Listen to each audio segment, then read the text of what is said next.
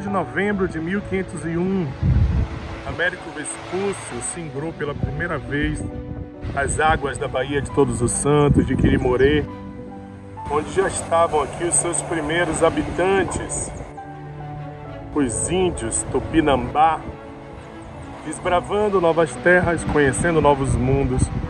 Aqui chegaram os grandes navegadores, para trazer a cultura europeia, mas para trazer também a exploração, a escravidão e todas as sequelas do colonialismo que nós já conhecemos muito bem. Nós vamos falar de coisa boa com essa paisagem linda. Eu convido vocês para mais um dia de aula. TV Enem.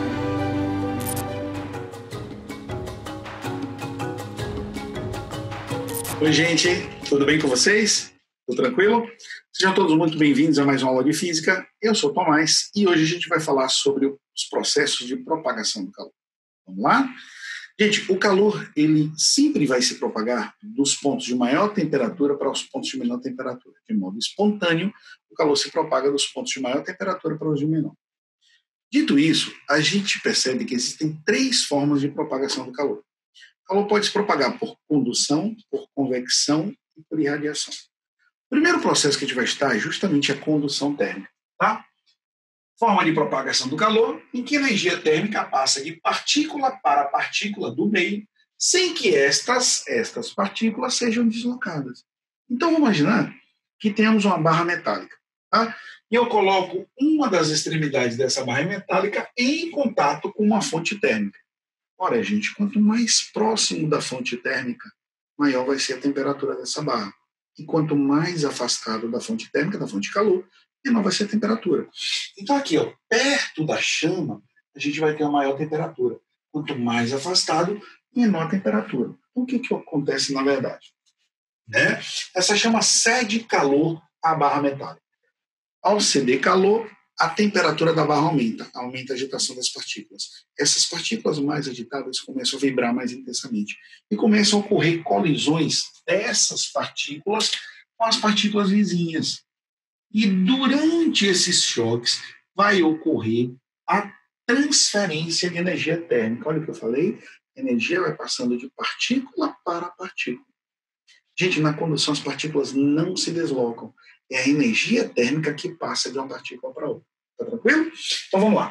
Então esse daqui, olha para cá, seria o sentido, olha que massa, do fluxo de calor. Tá? Sentido do fluxo do calor. O calor vai se propagar dos pontos de maior temperatura para os pontos de quê? Menor temperatura. Tá tranquilo? Duas observações. A primeira, tá? A condução ocorre predominantemente com sólidos. Seria um estado em que as partículas estariam assim mais próximas, tá certo? Que não quer dizer que não possa ocorrer com líquidos e gases. Pode. Só que não é tão frequente quanto com sólidos. Então, predominantemente com sólidos, tá? Não ocorre no vácuo. Então, mas por que a condução não ocorre no vácuo? Porque eu preciso de um meio material de partículas para que isso aconteça, já que a energia vai passar de partícula para partícula daquele meio. Tá tranquilo? Beleza. Vamos lá? Aí teve um rapaz chamado Joseph de Fourier, esse cara. Ele pegou uma barra metálica e colocou em contato com duas extremidades a temperaturas diferentes. Vamos imaginar uma das extremidades está em contato uma das extremidades dessa barra metálica está em contato com uma água a 100 graus e a outra em contato com a água a 0 grau. Gelo em fusão, água a 0 grau. Então, T1 vai ser maior que T2. O calor vai se propagar de modo espontâneo dos pontos de maior temperatura para os de menor temperatura. Se θ1 é maior que θ2, o sentido do fluxo seria esse. Tá? Fourier percebeu que existiam algumas variáveis que interfeririam na quantidade de calor que se propagava por aquele material. Existiam algumas variáveis que determinariam se o calor iria se propagar mais rápido ou mais devagar através daquele material. Uma dessas variáveis seria o comprimento ou espessura daquele material. Bora, comprimento da barra. Quanto maior o comprimento da barra, mais vai demorar para o calor se propagar. Tá certo? Depende da área da secção transversal, da área. Né? Quanto maior a área, maior a capacidade daquele material de absorver calor. Tá certo? Menor área, menor absorção de calor. Tá certo? Depende da diferença de temperatura entre as faces. Da diferença de temperatura. Vai ser sempre a maior menos a menor, já que o calor vai fluir dos pontos de maior temperatura para os de menor temperatura. Tá? E, finalmente, a gente depende do material. Existem materiais que conduzem calor melhor do que outros. Tá certo? Essa característica do material a gente vai evidenciar por uma constante chamada de K. Então, vamos lá. O que era o fluxo de calor? Era a grandeza que mede a quantidade de calor que atravessa esse material num certo intervalo de tempo. Isso se chama fluxo de calor. Tá. Como é que Fourier nos ensinou a calcular esse fluxo? Ele disse que o fluxo dependia do material, K, depende da área, da secção transversal, depende da diferença de temperatura entre essas duas faces e depende da espessura. Tá certo? Então ficou que o fluxo é K vezes A, que é a área da secção transversal. Θ1 menos θ2 vai ser sempre um valor positivo, já que o calor vai se propagar dos pontos de maior para os de menor temperatura. E é a espessura. Gente, esse K é uma característica do material. Chama-se coeficiente de condutibilidade térmica. Depende do material. Os metais têm um K elevado. Por quê? Porque são bons condutores de calor. O isopor, o plástico, a borracha, tem um K pequeno. São maus condutores de calor, também chamados de isolantes térmicos, tá bom? Então, os bons condutores têm um K elevado, os maus condutores ou isolantes térmicos têm um K pequeno. Tranquilo? Vamos falar agora da convecção térmica. Gente, a convecção térmica é uma forma de propagação em que a energia térmica ela é transferida de um ponto a outro de um fluido. Vai lá, fluido, líquidos e gases, tá? Devido às diferenças de densidades entre dois pontos daquele fluido. Como assim, Tomás? Diferença de densidade? Fácil. Quer ver? Você nunca se perguntou por que o ar-condicionado ele geralmente é instalado em cima? Por que ele é instalado no alto? Porque o ar frio ele é mais pesado, gente.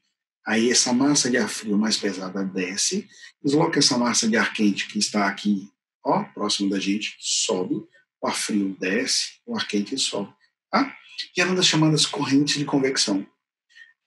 Nas regiões de frio, no sul, tá? É comum termos lareiras. O que a lareira faz? A lareira é colocada embaixo, aquece o ar das proximidades, essa massa de ar quente, sendo mais leve, ela sobe, desloca a massa de ar frio que desce, aquecida sobe, certo? Gerando as chamadas correntes de convecção. Um outro exemplo seria o processo de aquecimento da água. Eu tenho um recipiente com água, tá? Uma panela, vai.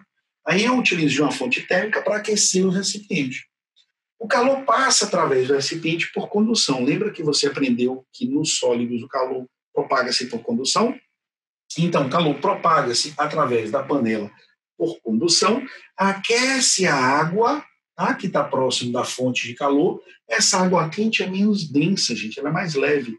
Mais leve, ela sobe, desloca a massa de água fria, que é mais pesada, desce. Aquecida sobe, a fria desce, gerando corrente de convecção. Tá certo? Como a convecção ela precisa de um meio fluido, embora líquido ou gás, para acontecer, então ela também não acontece no vácuo. Não ocorre convecção no vácuo. Tá certo? Porque no vácuo teria um meio de ausência de partícula. Não tem partícula. Tá? Para ter condução, precisaria de um meio sólido, já que a energia passa de partícula para partícula. Lembra? Para a convecção, precisaria de um meio fluido, para que houvesse deslocamento dessas partículas. No vácuo não tem partículas. Tá? E, finalmente, a irradiação térmica. Ah, que legal. Essa pode ter no vácuo? Pode. Tá?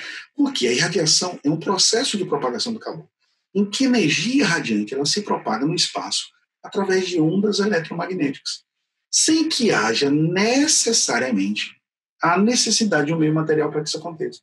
A radiação, gente, ela pode acontecer no vácuo e em determinados meios materiais. Tem um negócio? Imagina você está na praia, tá? Aí você colocou lá bronzeador e tal, pai está na praia. Como é que aquela energia radiante chega até você? Tá? Essa energia que veio do Sol, ela viaja um certo trecho no vácuo, penetra na atmosfera. Então, mas se eu estiver dentro d'água, também vai chegar até você. Então, ela pode viajar no vácuo e também em determinados meios materiais, certo? Gente, da gama de ondas eletromagnéticas que a gente tem, ora, raio-x, raios gama, ultravioleta, micro-ondas, luz visível, tá? Existe uma gama de ondas eletromagnéticas que a gente vai estudar no espectro eletromagnético. Dessa infinidade de ondas eletromagnéticas, as que apresentam um efeito térmico mais intenso são os raios infravermelhos. Os raios infravermelhos são chamados de ondas de calor, tá bom? Tá? De forma resumida, seria esses os 3 processos de propagação do calor. Tá bom? Espero que vocês tenham gostado. A gente se vê na próxima aula.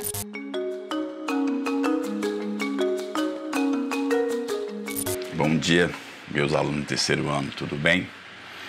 Então, o assunto de hoje que nós vamos tratar são as festas populares, o que se chama de folclore brasileiro. É um assunto que, vez por outra, cai, né? As questões são sempre elementares, né? Tem uma pegadinha ou outra, como aquela questão de 2012, já tem muitos anos, já tem 8 anos, em que a questão se pede uma exceção, não sei se vocês se recordam, né? E para marcar o que não era folclore, o que não era festa popular, justamente o balé, né? Só que nas proposições se diz, né, coisas como congada, se diz que a festa de São João, as festas juninas, elas não são festas católicas, né, são festas pagãs, né? Então, se o cara saber, isso é uma filigrana, né? Porque fala festa junina, né? Então, as pessoas fazem associação direta, como São João, como sendo uma festa ligada às tradições católicas, não pagãs, né? Então, vez ou outra, as questões aparecem, não são como essas, né, que eu acabei de citar, de 2012, não são. São questões fáceis. Então, assim, é um assunto meio chato. Tem gente que não gosta, eu gosto pra caramba, assim, né? Desde de novo, que eu gosto de entender como as festas se concebem, como elas se constituem. Então, assim, embora eu tenha nascido em Salvador, eu passava a infância muito na terra de meu pai, ali perto de Feira de Santana. E aí tinha festa São José, a questão lá da queima de Judas. Então, assim, o que são festas populares? São festas que emergem, né, espontaneamente, né, desde sempre, na nossa cultura. Assim, só que boa parte das festas que chegam até nós, pela tradição, elas têm um pano de fundo, na verdade, cristão. Quando eu falo cristão, é do catolicismo, né? Como parte da nossa tradição cultural religiosa, ela tem fundo, na verdade, no catolicismo. Então, eu vou falar de alguma dessas festas, né? Vocês vão receber um roteiro dessas festas, aquilo que eu suponho seja o mais relevante, né? Então, a grande mestra, a qual eu me proponho a investigar a obra para trazer para vocês essas reflexões, é a professora Inesita Barroso, já falecida em 2016, né? Que no ponto mais alto da velhice ainda dava aulas na USP. Então, uma pessoa que eu assim, amo pela garra, né? Pela ideia de vida, de trabalho, enfim, uma pessoa extremamente interessante, estudiosa, né? A roupa azul, verde daquela tradição, ela sabe por quê. A bota dessa forma, o adorno dessa forma, ela sabe por quê. Um conhecimento impressionante que essa pessoa tem, né? Assim, eu fico, às vezes, assim, poxa, como é que uma pessoa dessa morre? Mas, enfim, não é a vida. Então, assim, eu faço umas reflexões, né? Que o folclore, ele tem a ver, né, com uma solução popular na vida civilizada. Imagina como é que existe folclore nesse mundo de hoje, né? Então, parece que o folclore é uma espécie de artifício, de coisa pouco significante que aparece justamente numa data, acho que é em agosto. Mas assim, como é que as pessoas mantêm isso vivo? Eu acho interessantíssimo você pensar, porque assim, como eu disse há pouco, eu tenho um pouco dos laços de interior, e eu via isso, as pessoas fazendo presépio. E assim, começavam a fazer em setembro, aqueles presépios monstruosos, como eu via, por exemplo, algumas pessoas da minha família fazerem, né? Então, assim, como nesse turvilhão de coisas que acontecem à nossa volta, como é que cabe ainda você comemorar uma festa folclórica? Aí eu vou né? Também indicando algumas temáticas, como a questão do preconceito sobre esse nome, né? É folclore, né? Quer dizer, uma coisa que talvez não tenha laço de verdade, e marca uma coisa interessante. Por exemplo, o folclore tem a ver com a tentativa de enraizamento, né? Nesse mundo dinâmico, veloz, né? De simultaneidades, né? Então eu tento me ater àquilo. Eu fico pensando, né? Como é que as pessoas fazem essa festa? Quer dizer, depois de passar tantos anos, essa tradição vai passando de avô para pai, para mãe, para neto. Então as pessoas guardam as roupas, as pessoas guardam os artefatos, as pessoas, naquela data, daquele dia, daquele momento, daquela festa, elas estão ali fazendo, né? Então eu acho que é uma persistência do enraizamento. Então, até para você usar. Se um dia um tema na redação foi identidade nacional, que você use essa questão da tradição folclórica. E aí, né, eu boto uma questão, né, e aí começo a falar assim de algumas dessas festas, né? Eu começo a falar do Meu Boi, que ela é bem famosa, aquela história, né, dos escravos, né? Uma dessas, a Mãe Teresa, né, ela está grávida do pai Francisco, um casal de escravos, e a Mãe Teresa, ela quer comer língua de boi, né? Então, eles eram escravos, não tinham posse de nada. E só frisar que vocês podem ouvir essa história de forma diferente. Não estou mentindo, né? E nem inventando.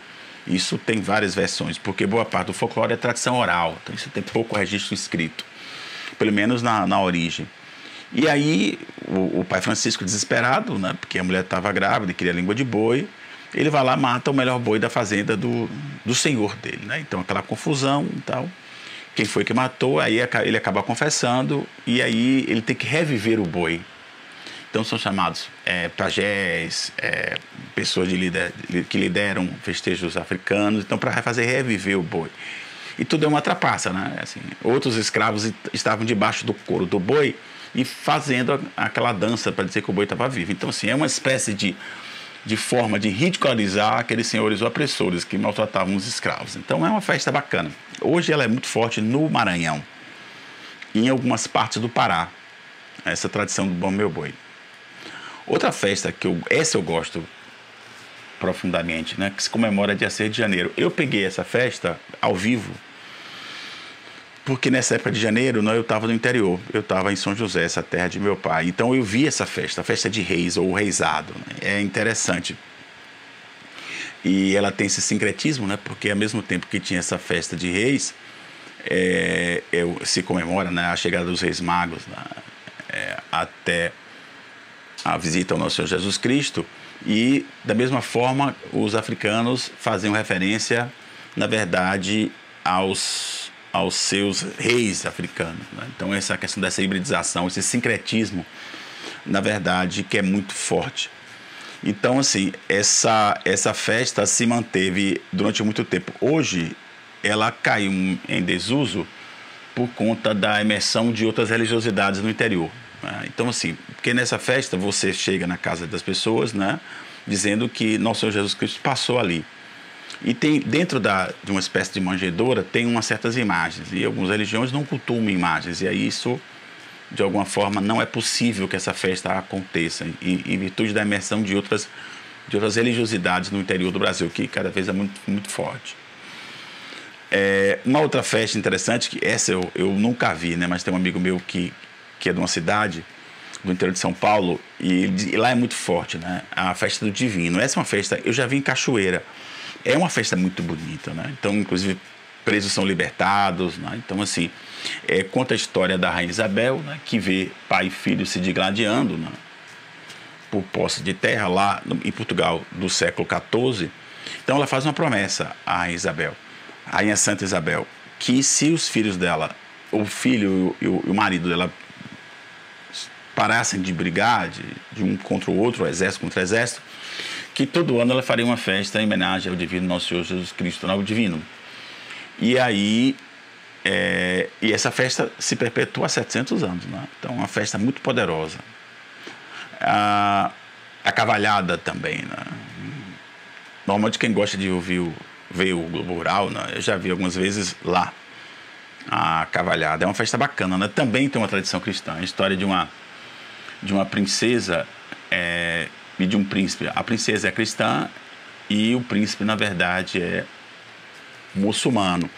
Então eles se apaixonam, não é? E ele quer casar com ela. Só que o rei, que é o pai da princesa, não aceita, porque a não ser que ele se convertesse ao cristianismo. Ele não aceita e sequestra, na verdade, essa princesa. Aí o pai vai atrás, tem um conflito. Claro que quem vai vencer é o rei cristão. E aí o príncipe muçulmano aceita se converter ao cristianismo.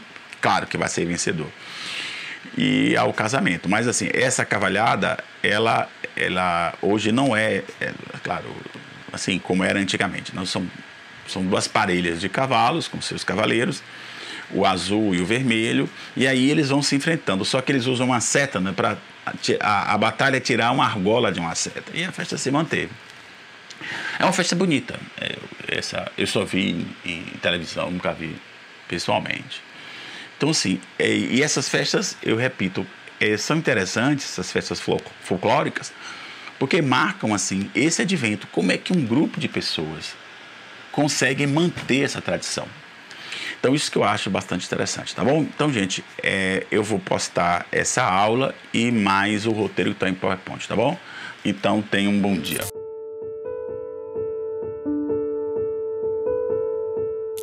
Fala, meu povo lindo! E aí, estão curtindo a nossa TV Enem? Bom, eu sou Felipe Veloso, ator, e toda semana a gente vai ter um encontro marcado aqui nos intervalos da programação, sempre trazendo um conteúdo exclusivo preparado com muito carinho para vocês. Eu apresento o Palavras Vividas, onde eu trago textos escritos por mim ao longo dessa caminhada. Espero que vocês curtam. Um beijo grande, boas aulas e até a próxima. Palavras Vividas, das ruas para o papel, do papel para a sua tela. Eu gosto do meu trabalho. Sério, eu tenho me tocado disso a cada dia e agradeço a Deus. Eu gosto mesmo, não tem outra explicação. Eu nunca fui de acordar cedo, mas para trabalhar eu já cansei de madrugar. Eu não tinha o hábito de ler, mas pelo meu trabalho eu já li inúmeros livros, textos, roteiros. Eu me transformo quando eu tô com fome. Mas trabalhando eu sempre levo, empurro, priorizo o máximo até acabar. Eu tenho um certo medo de estrada e não sou muito fã de avião. Mas eu já perdi a conta de quantos quilômetros eu enfrentei pelo meu trabalho. Tudo isso e mais um monte de coisa eu fiz e faço até hoje pelo meu ofício. Eu não tenho idade para conselhos, mas eu deixo aqui uma dica. Escolha um trabalho que você goste. Tudo pesa menos. É isso. Eu gosto do meu trabalho.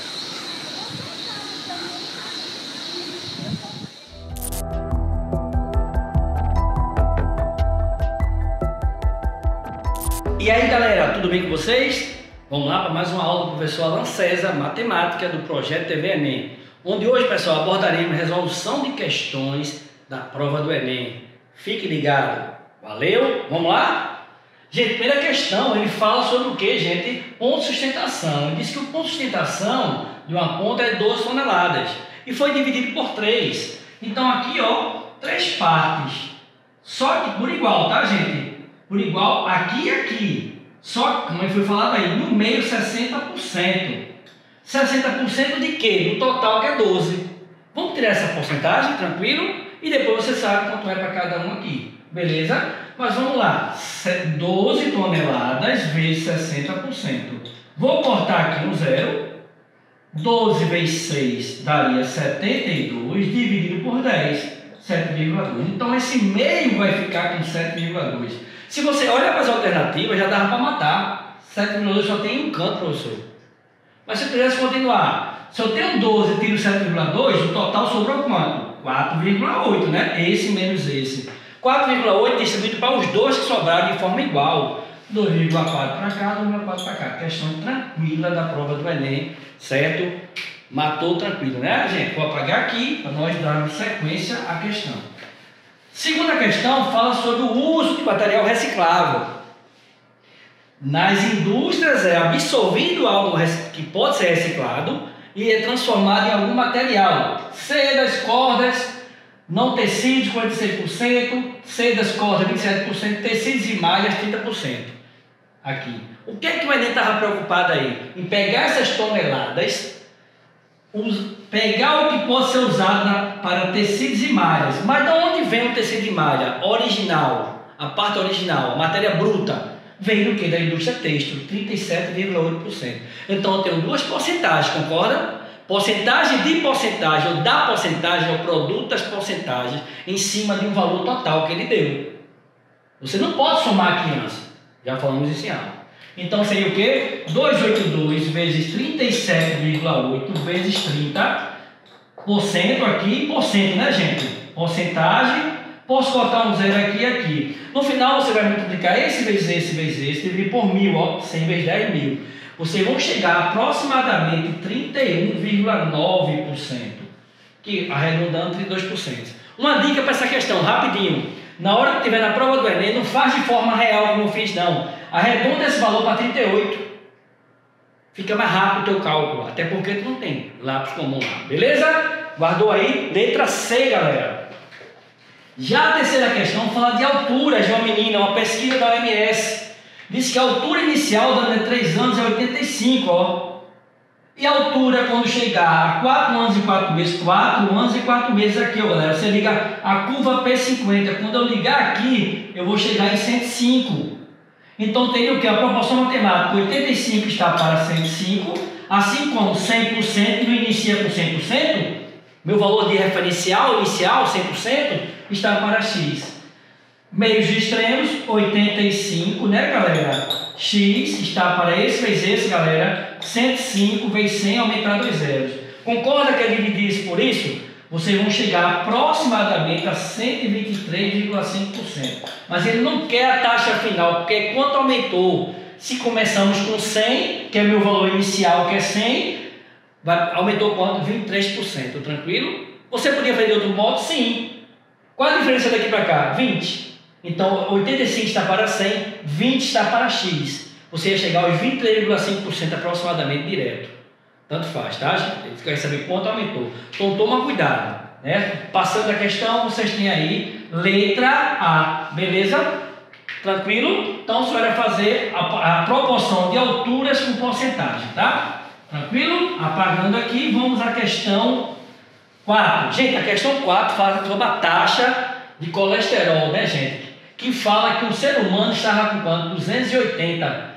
Já passou de muito alta faz tempo. E quer reduzir. Primeiro ele sofre uma redução de quanto? No HDL dele. 25%. Depois outra redução de quanto? 20%. Redução é igual a desconto. 2 descontos. Eu posso somar 25 com 20? Nunca, professor. Porcentagem da porcentagem. Qual o valor inicial? 280. Se houve um desconto de 25, lembra do meu referencial? Toda vez que há um desconto, o referencial é em cima de 100. Se houve um desconto de 25, qual o valor real agora? 75. Não é 25% de desconto? Em cima de 100. 100 menos 25, 75%. Beleza? Aqui, galera, mas houve outro desconto de 20. Tudo em cima de 100%. Se houve um desconto de 20, em cima de 100, 100 menos 20 vai dar o que, galera? 100 menos 20? 80. E aí você faz essa continha, gente. Quando você multiplica, posso cortar 2 zeros, tem 2 zeros em cima. 1, 2, 1, 2. Faça a tua conta. É esse vezes esse por 100. Que no final, quando você multiplica 28 vezes 75 vezes 8 por 100, vocês vão chegar ao valor 168, gente. Que ao final vocês vão ter o que aqui? Nesse final aqui vai ser o que, gente? Vai dar 16.800 por 100, tá? Esse vezes 16.800 por 100, cortou o zero, dá 168. 168 eu estou aonde, galera? Aí você vem aqui na tabela, ó. Ótimo, menor que 100, não é. Próximo de ótimo, 100 a 129, não é. Limite de 130 a 159, também não é. Concorda que é alta? É um valor entre 160 e 189. Concorda? Seria esse valor aqui, tranquilo?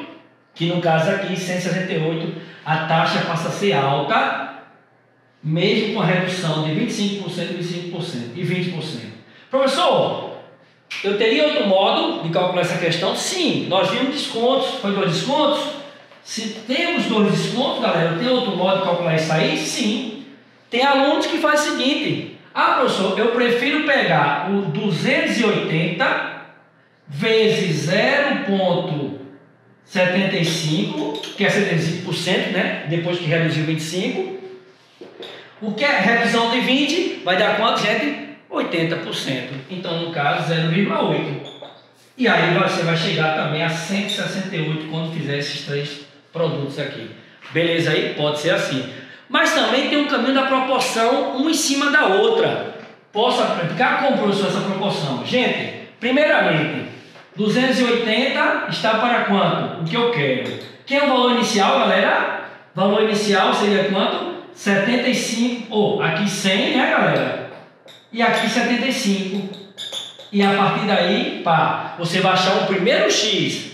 Aí depois vai fazer uma outra proporção dessa com X original com 80%. Eu só acho que se você fizer isso 2 vezes, você perde tempo na prova do Enem.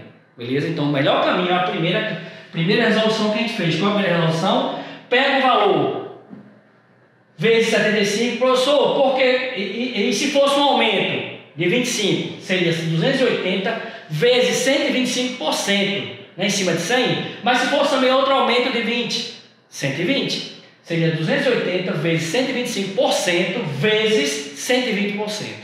Beleza? É isso que eu quero de vocês. Ganhar tempo, usar a estratégia de um cálculo mais rápido. E quando você bota fração de porcentagem, vai aparecer muitos zeros embaixo. Você dividir por 10, por 100 ou por 1000, é só voltar a casas. Por 10 volta uma casa, por 100 volta 2 e por 1000 voltam 3. Tranquilo? É isso que eu quero de vocês. Estratégia. Então guarde com carinho esse assunto, que é tema frequente. Todo ano tem questões de porcentagem na prova do Enem.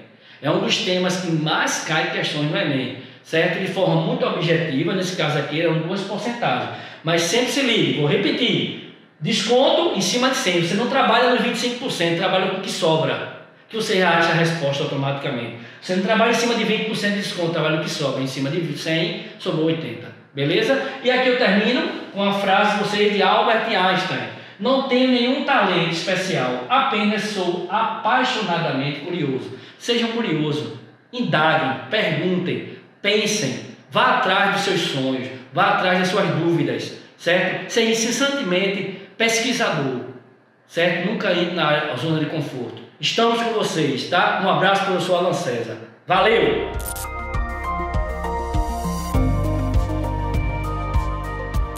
Olá, galera. Boa tarde. Vamos aqui iniciar mais uma aula. Hoje estaremos falando sobre a tectônica de placas. Me chamo Gilton Carmo, sou professor de Geografia e juntos buscaremos aqui uma discussão, um estudo sobre esse importante assunto. Vamos lá? Nós estamos vendo aqui o primeiro slide que fala sobre a teoria da tectônica de placas. É bom chamar a atenção que quando a gente comenta sobre a teoria da tectônica de placas, é importante lembrar que existe uma teoria anterior, lá do início do século XX, e a teoria da tectônica de placas só foi divulgada na segunda metade do século XX. A primeira teoria foi a deriva continental, a qual se estabeleceu que a Terra era um supercontinente, que era o Pangeia, e este se fraturou em diversas placas tectônicas flutuando sobre o magma. Bom, essa teoria incorreu de um problema estrutural, técnico muito sério.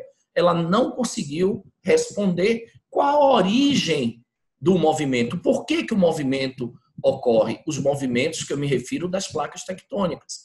A teoria da tectônica de placas, ela traz essa resposta. Ela traz a explicação para isso. E qual foi? As placas se movimentam como verdadeiras jangadas à deriva, por isso o nome da primeira teoria, deriva continental, em função das forças convectivas magmáticas que se localizam no manto. Tá? Ao contrário do que se imaginava, que era devido à força das marés, que se comprovou que não era verdade. De uma maneira geral, queridos alunos, queridas alunas, nós temos 3 movimentos. O movimento convergente, o movimento divergente e o movimento tangencial, ou um movimento conservativo transformante. De uma maneira bem didática, esses movimentos se processam dessa maneira aí que eu trago para você, dessas 3 formas. O movimento convergente, quando as placas se chocam. O movimento tangencial, quando as placas deslizam paralelamente. e o movimento divergente, quando as placas se afastam. Tá? Vamos tentar aqui, resumidamente, falar um pouco dos 3 movimentos. No primeiro movimento, nós temos limites construtivos. Por quê? Como vocês podem observar, as placas se separam e o magma ascende. Quando o magma ascende, ele vai se resfriar e dar origem, nesse movimento que chamamos divergente, a 2 consequências importantes. A primeira, a expansão do fundo oceânico, eu vou mostrar mais à frente um pouquinho, e a segunda consequência é a formação de uma cordilheira vulcânica que é denominada mesoceânica. Por exemplo, entre África e América existe um movimento divergente. Essa separação entre África e América, entre Europa e América do Norte, tá? Ela estabelece a formação de uma cordilheira mesoceânica que é denominada mesoatlântica. Por exemplo, a Islândia, ela está situada nessa cordilheira. É por isso que daqui a algumas centenas de milhares de anos, a Islândia irá se dividir em 2 ilhas, em função dessa fratura, dessa situação do afastamento entre as placas. Os limites destrutivos estão relacionados com as placas convergentes. Exemplo, sul-americana e placa de Nazca. Essas 2 placas se chocam. Mais adiante, eu vou explicar a vocês que esse movimento convergente, ele pode ser um movimento em obducção ou em subducção. Beleza? Tranquilo, né? Nessa formação de movimento convergente, nós temos como consequência a origem de um dobramento moderno, que data do terciário, do período terciário da era Cenozoica. Isso é importante, gente. Então, são formações recentes, como a Cordilheira dos Andes, a Cordilheira do Himalaia, as Montanhas Rochosas, etc. O terceiro movimento é o que chamamos de limites conservativos, ou movimento transformante.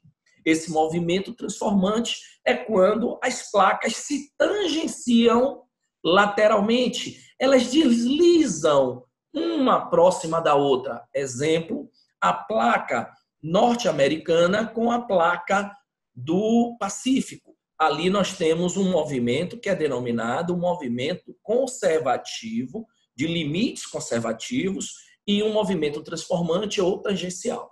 Tá, ok? É o que chama da falha tectônica que existe ali na região da Califórnia, de San Andreas. Tá? Bom, vamos lá. Aí, gente, eu trago aqui um pouco do que representa esse processo das placas tectônicas. Observem que eu tenho placas divergentes, como a placa sul-americana e a placa africana, movimentos convergentes, como a placa de Nazca e a placa sul-americana, só que aqui é bom lembrar que esta placa é discial, nessa extremidade aqui, que é a extremidade ocidental. E esta placa é de cima, lá em camadas da Terra, a litosfera ela está dividida em cial e cima.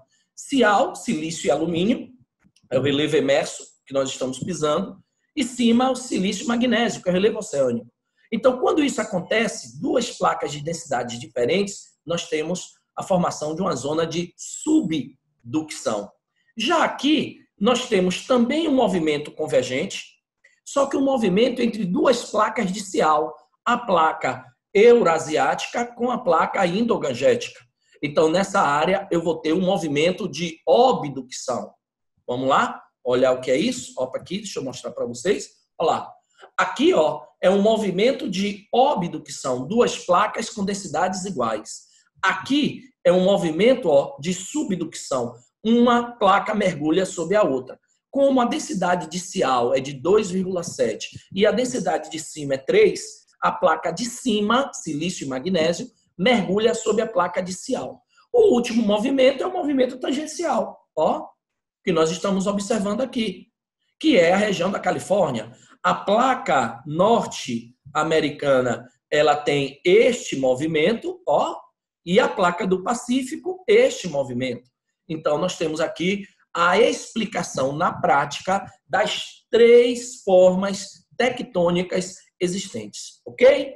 Pronto. A partir dessa tectônica de placas, nós temos o que chamamos, e aqui só para exemplificar para vocês, olha o movimento convergente em subducção, um movimento divergente, olhe a expansão do fundo oceânico, olhe a formação da cordilheira meso-oceânica, beleza? Tranquilo? Massa.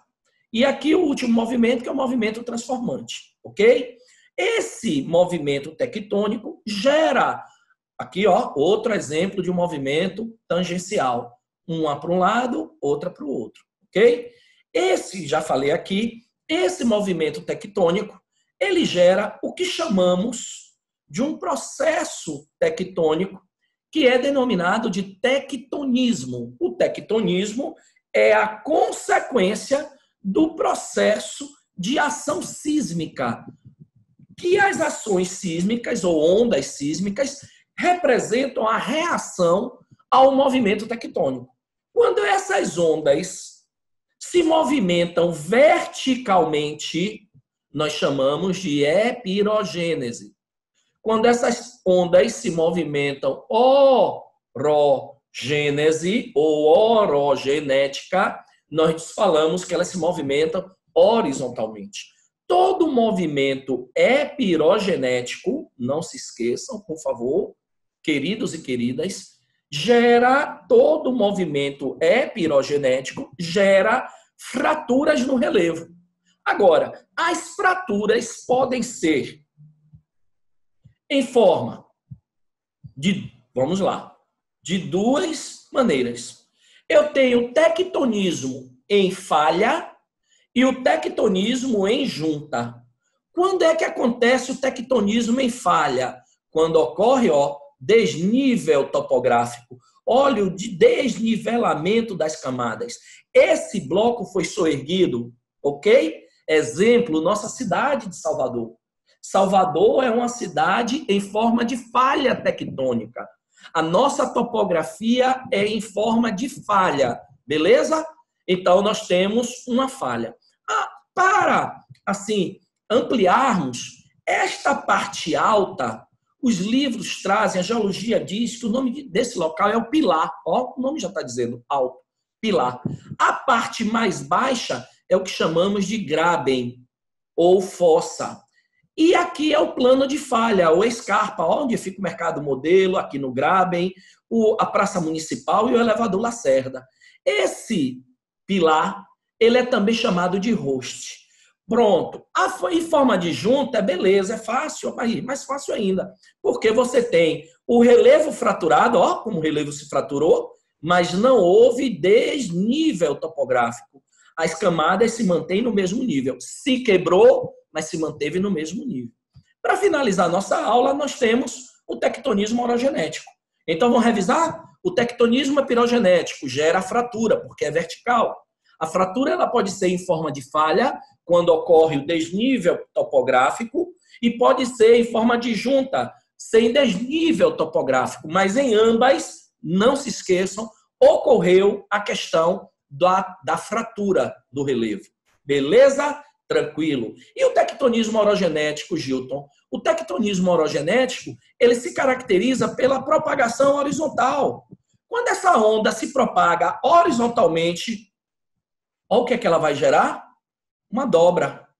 Olhe na natureza uma superfície que foi dobrada, apesar que essa caracteriza aqui uma superfície sedimentar, mas essa superfície aqui, normalmente, os dobramentos que nós exemplificamos são dobramentos terciários e cristalinos, tá? Que são os grandes morfoestruturais dobramentos terciários, Cordilheira dos Andes, Cordilheira do Himalaia, Rochosas e outras formações. Aqui nós temos várias dobras. Sempre nós falamos, alunos e alunas, que a parte mais alta da dobra ela é chamada de anticlinal. A parte mais baixa da dobra, a curva, vamos dizer assim, o termo não é o adequado, mas o vale, a parte mais baixa, é chamada de sinclinal. Beleza? Nós não temos no Brasil dobramentos modernos. Nós temos no Brasil dobramentos antigos, datados da era pré-cambriana. Ok? Um grande beijo e na próxima aula nos encontraremos por aqui novamente, tá? Fiquem com Deus. Um grande abraço.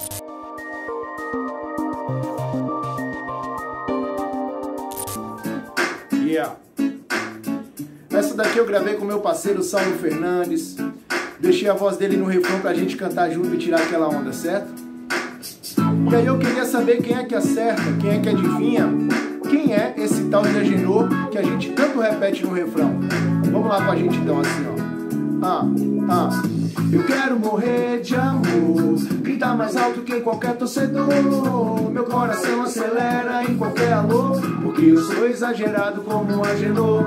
Eu quero morrer de amor, gritar mais alto que qualquer torcedor. Meu coração acelera em qualquer alô, porque eu sou exagerado como um Agenor. Diz que vai me esperar, mesmo que não espere. Fale que eu sou sua vida, seu mundo. Exagere, esse é o oxigênio pro meu bom humor.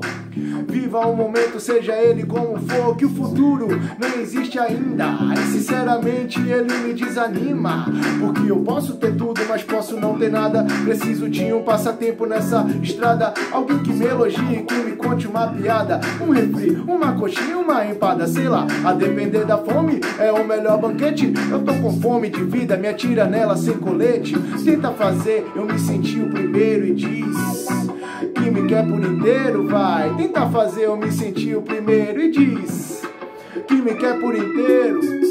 Eu quero morrer de amor, gritar mais alto que qualquer torcedor. Meu coração acelera em qualquer alô, porque eu sou exagerado como Agenor.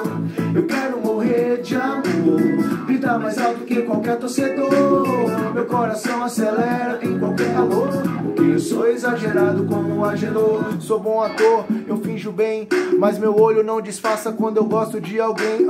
O meu bom dia é um depoimento, a minha vida se resume ao momento. Esperar me causa angústia, angústia causa inspiração. A vida é uma espera em construção.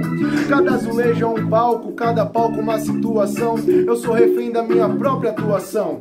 Eu reparei no seu rosto e em cada bordado. Enquanto você dorme, eu sonho acordado. Faço do ônibus a minha limusine, e do futuro cada metro que se aproxima. Então me abraça, abraça forte, chama minha atenção mais do que um holofote. Vai, então me abraça, abraça forte, chama minha atenção mais do que um holofote. Eu quero morrer de amor, gritar mais alto que qualquer torcedor. Meu coração acelera em qualquer alô, porque eu sou exagerado como Agenor. Eu quero morrer de amor, gritar mais alto que qualquer torcedor. Meu coração acelera em qualquer alô, porque eu sou exagerado como Agenor. Faz parte do meu show, porque eu sou exagerado como Agenor. Nossos destinos foram traçados, porque eu sou exagerado como Agenor. Jogada a seus pés, porque eu sou exagerado como Agenor. Faz parte do meu show, porque eu sou exagerado. Vai, eu quero morrer de amor, gritar mais alto que qualquer torcedor. Meu coração acelera em qualquer alô, porque eu sou exagerado como Agenor.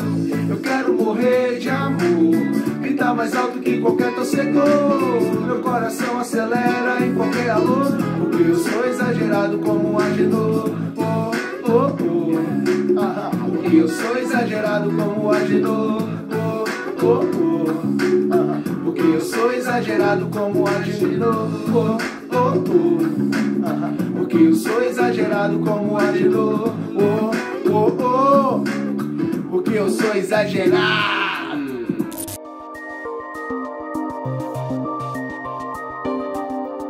Olha nós aqui de novo, meus amores. Vamos quimicar. Olha só. Tô de volta, hein? Agora com um assunto top. Titulação. Muita gente, né, tem um pouco de dificuldade quando a gente fala de titulação. Mas se você conseguir entender para que é que serve uma titulação, você vai perceber que a coisa não é tão difícil assim como muita gente pensa, não. É simples. Olha só. Para que serve uma titulação? O que é titular, na verdade?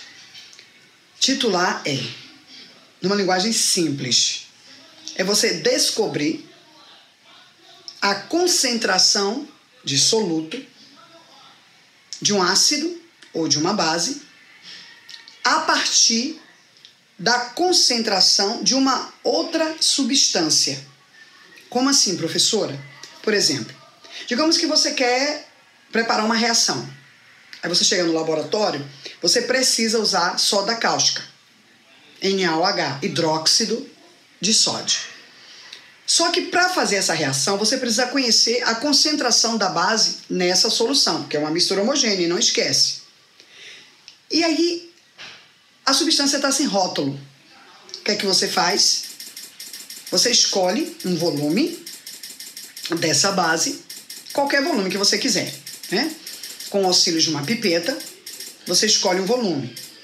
Digamos que eu escolha um volume de 20 ml, tá? Vou escolher um volume de 20 ml da base. Aí o que vai acontecer? Eu vou colocar essa base aqui, tá vendo? Nesse recipiente, nesse Erlenmeyer. Isso aqui, ó, é uma bureta, tá? Isso chama-se bureta. E aí o que acontece? Coloco minha base aqui dentro, coloco um indicador, né? Pode ser qualquer indicador, a fenolftaleína, o alaranjado de metilo, o azul de bromotimol, qualquer indicador. Pro, o que é um indicador, Pro? É uma substância que ela reage de forma diferente quando na presença de um ácido ou de uma base. Por exemplo, aqui dentro, para mim saber que realmente era soda cáustica, NaOH, eu coloquei fenolftaleína. Por quê? Porque a fenolftaleína, na presença do ácido, continuaria incolor. Mas quando eu gotejei a fenolftaleína, o que era incolor adquiriu uma coloração rosa. Ficou um rosa bem pink. Opa, tinha certeza, era uma base. Lembre-se que essa base, eu não conheço a concentração, a proporção soluto, que é a base, em relação ao solvente. Eu não conheço a concentração da base. Eu quero descobrir essa concentração. Eu escolhi o volume de 20 ml, volume da base, né?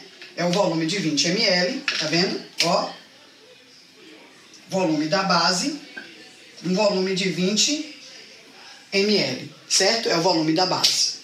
E aí gotejei a fenolftaleína, o que era incolor, adquiriu uma coloração rosa. Aí o que é que eu fiz? Cheguei no laboratório, peguei uma solução ácida. Preste atenção, peguei uma solução ácida. Só que essa solução ácida, eu conhecia tudo. Eu conhecia o volume do recipiente, eu conhecia a concentração do ácido dentro do recipiente. Tá, turma? Do ácido eu conhecia tudo. Da base, eu só tinha o volume, não esquece. Da base, a gente só tinha o volume, que era um volume de 20 ml, tá certo? Um volume de 20 ml da base que eu escolhi, que você vai escolher, o volume que você quiser. Bom, aí coloquei aqui, nesse recipiente, acoplei a ele uma bureta, né? Com o auxílio de uma pipeta, peguei os 20 ml, coloquei na bureta. Essa bureta, gente, olha só. Existem buretas de 50 ml, buretas de 100 ml. Eu escolhi uma bureta de 100 ml. Enchi do ácido. Não esquece, o ácido eu conhecia a concentração, o ácido eu coloquei uma bureta completamente com 100 ml. Agora, o que é que o meu aluno precisa entender, gente? Eu só queria que você entendesse o seguinte. A partir do momento que dentro do Erlenmeyer, quando eu coloquei a fenolftaleína, muitos de vocês devem ter feito essa experiência de ácidos e bases usando, sabe o quê? O suco do repolho roxo. Lembrou, né? O suco do repolho roxo é excelente para fazer essa experiência, para perceber quando é que eu estou diante de uma base, quando é que eu estou diante de um ácido. É perfeito, tá? Então, quando eu coloquei a fenolftaleína, que ficou rosa, eu tinha certeza que era base. Agora, o que é que você, como meu aluno, precisa enxergar? Se é base, observa, por favor. Se é base, ali dentro eu tenho íons OH-, que é o que indica, segundo Arrhenius, a presença de uma base, né? Então, eu tinha íons do tipo OH-, só, certo, gente? Aqui dentro, eu só tinha OH-, né? OH-. E aí, quando eu coloco a bureta aqui, eu começo a gotejar ácido aqui dentro, ok? Preste atenção. Eu começo a gotejar ácido. Vai gotejando, vai gotejando. Agora, qual é o raciocínio que o meu aluno tem que ter? Se eu estou gotejando ácido dentro ali do recipiente, eu estou jogando Um dos íons mais famosos da química, né, gente? Eu estou jogando ali dentro H+. H+, dentro de um recipiente cheio de OH-. Preste atenção. À medida que eu vou jogando H+, o que era bem rosa vai ficando rosa mais claro, vai ficando mais claro, e eu vou jogando H+, e vai ficando mais claro, e eu vou jogando H+, de repente ficou incolor. Quando ficar incolor, eu paro de jogar o ácido. Preste atenção. Dentro do recipiente tinha uma base, eu tinha OH-, era a base que eu queria descobrir a concentração. Comecei a gotejar dentro desse recipiente ácido. Então, fui jogando dentro do recipiente H+, porque dentro do recipiente só tinha OH-, que era uma base. E à medida que eu fui jogando H+, esse H+ foi puxando o OH- e formando água. Puxando o OH- e formando água. Puxando o OH- e formando água. O que era rosa foi ficando clarinho até ficar incolor. Quando ficou incolor, eu parei de jogar o ácido. Isso aí a gente chama de zona de viragem, né? Nesse momento, meu aluno, você precisa sacar o seguinte. Quando ficou incolor, o que é que significa? Se você entender isso, top para mim. Que a quantidade de H+ estava exatamente igual à quantidade de OH-. O meio era neutro. Olha a reação. HCl, que reage com NaOH. Troquei os cátions, tá vendo? Coloquei o H para cá. Coloquei o Na para cá, formei NaCl mais H2O. A famosa reação de titulação, neutralização ácido-base. Toda reação de um ácido, começa com H para Arrhenius, né? Base, tem hidroxila. Toda reação de um ácido com uma base vai formar sal e água. Então, naquele momento, eu tinha a quantidade de OH- a partir do H+. Por quê? Porque eu coloquei dentro do recipiente uma quantidade de H+, que ficou equilibrada com a quantidade de OH-. Por meio desse equilíbrio, eu consigo determinar a concentração da base. Por exemplo, o volume gasto de ácido foi um volume de 50 ml, tá vendo? Nós colocamos 100, mas não foi preciso 100. Quando ficou incolor, preste atenção, quando o sistema ficou incolor, que igualou H+ com H-, eu só precisei usar 50. Então, ó, simplesmente, molaridade da base, volume da base, que é igual a molaridade do ácido, volume do ácido. Molaridade da base, volume da base, molaridade do ácido, volume do ácido. Substituindo os valores, meus amores, ó, aqui o volume que nós usamos foi 20, molaridade do ácido é igual a 100 dividido por 20, molaridade, tá vendo, meus amores, ó? Tá vendo? E é simples. Achei a molaridade que eu tanto desejava, que é a molaridade da base. E com isso, de forma simples, de forma, sabe, prática, assuntos que são considerados difíceis, você tá vendo de forma muito simples e prática para você arrasar no Enem. Espero que você tenha entendido, espero que você tenha gostado e até a próxima aula, né? Com mais um assunto de cálculo chamado cálculo estequiométrico que vocês vão amar. Até a próxima, sucesso e aprovação para todos. Continuamos aqui nesta raridade, a praia do Porto da Barra, deserta. Tempos diferentes esses nossos.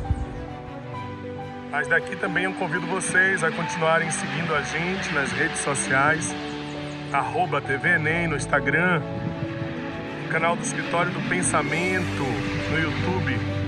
Assistam a gente na TV aberta, na TV a cabo e, claro, na nossa plataforma tvenem.com.br. Paz e muita luz para vocês.